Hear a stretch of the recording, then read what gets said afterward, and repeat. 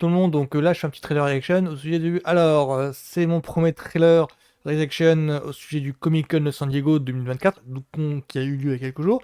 Il y a eu plusieurs trailers qui sont passés, donc je vais m'engager à les faire un par un. Je vais aller lentement parce que normalement la cuvée est grande. Donc là, il s'agit de Star Trek section 31, si je ne me trompe pas. Star Trek section 31, voilà. Donc il s'agit de la... Ah, attends, quatrième ou cinquième, j'ai perdu le fil. En tout cas, c'est même pas... C'est donc... Je crois que je vais m'en mêler les pinceaux à ce sujet. C'est que donc Star Trek, il y a plusieurs, une dizaine, voire plus, de séries spin-off à la vieille série des années 60, et celle avec Kirk Spock et McCoy. Il s'agit de la quatrième ou cinquième spin-off liée à l'univers de Star Trek et Discovery, qui est donc la première série en streaming. Je dis ça parce qu'en fait c'est un petit peu lié. Enfin, l'histoire devrait être liée par rapport à l'actrice principale ici, Michelle Yeoh. Donc le section 31, ça devrait parler du service spécial Starfleet à la... Ah là ça devient compliqué d'expliquer le truc parce que c'est un spin-off c'est un développement sur un élément qui a été introduit dans une série précédente. Donc le problème c'est que pour faire un pour la faire courte sur un sujet aussi ample, voilà, c'est quasiment impossible. Sinon je vais m'embrouiller sur une dizaine de minutes. Donc il faut savoir que donc Star Trek Section 31, c'est donc normalement c'est un film en streaming sur Paramount+, dont la vedette est Michelle Yeoh, qui commence à être depuis quelques années, on commence à le voir partout. C'est comme Midnight Wen, on commence à le voir partout. C'est la star de Everything Everywhere at All Once. Moi, je la connais depuis De Man ne meurt jamais, un James Bond période Pierce Brosnan. Elle jouait une des James Bond de version action. Donc moi c'est mon kiff. Donc bon, je vais regarder qu'est-ce que vos trailers. En tout cas, moi ça botte bien.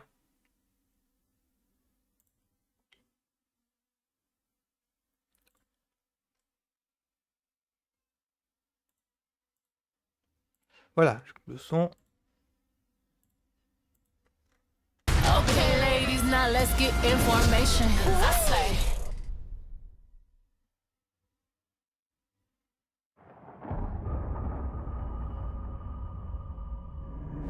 An emperor can only be loyal to duty. Thus does the empire remain strong. Thus does it grow. Oh, hell, the J'ai l'impression emperor! que ça devrait vraiment se passer dans l'univers miroir. Ah, l'univers miroir, c'est un concept, je pense que j'explique ça après le trailer. Philippa Giorgio, you're a tyrant who murdered her own people by the millions. The past always catches up with you. Original movie. You're Section 31. Ouais, visuellement, ça a l'air intéressant. Donc, ça devrait vraiment développer l'univers miroir. 31 is a Black Ops division. Spy work. Starfleet is here to make sure no one commits murder. What a cute idea. Prove to me you got some coordination.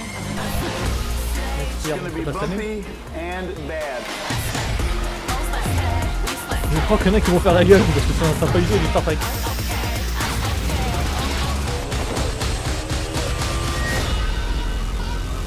You're a bad bitch. We can't trust you with our lives, but here we go. Somebody's got to keep it lively, right? Ah oui, c'est vraiment plusieurs trailers. C'est que ça a commencé il y a quelques temps et voilà, il n'y a pas de. Alors, non, qu'est-ce que je vais faire là? Je vais. Voilà. Disons que pour essayer d'expliquer en fait le concept de section 31, alors, il faut savoir que Star Trek Discovery, c'est la première série Star Trek qui est arrivée en streaming il y a 5 saisons de ça. La série a fait 5 saisons, j'ai chroniqué, j'ai parti à la saison 3 je crois. Star Trek Discovery, ça présentait quoi? Ça présentait en fait les aventures de l'équipage du vaisseau Discovery. C'était une particularité de la série parce que Star Trek au départ, c'est une série qui présente la mission 5 ans de l'équipage d'Enterprise avec Kirk, Spock et McCoy. Donc Star Trek Discovery, c'était autre chose.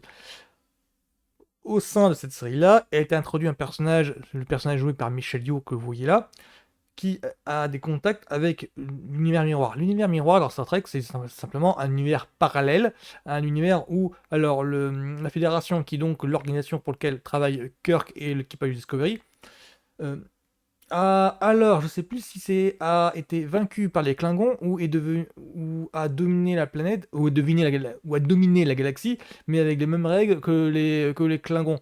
Enfin, je crois que c'est plutôt un truc en genre, la Fédération se révèle aussi bestiale que les Klingons. Les Klingons, c'est les méchants de Star Trek en général.